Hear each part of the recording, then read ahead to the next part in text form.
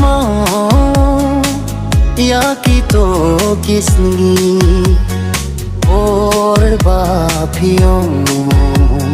bakiye yangan pinbashida hangapilakle nadukut shedem hangapise nadukut shedem hangapise dashi shangai namkwahban syukur haba pipim kwa ngamlah ban penbor baro dei mapi bayang apim kwa kikloi ban kirngawo bidang kenmau yakito kisni por bapiyong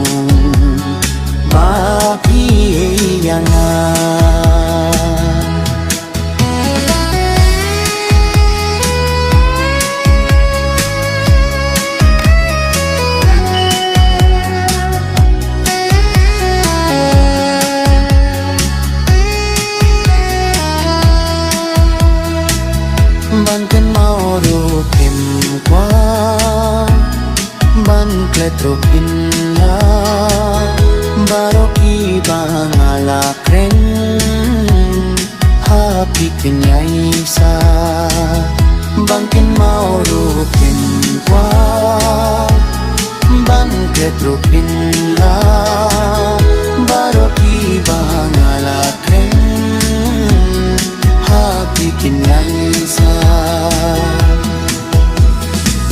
dashi shangai namkwahban syukur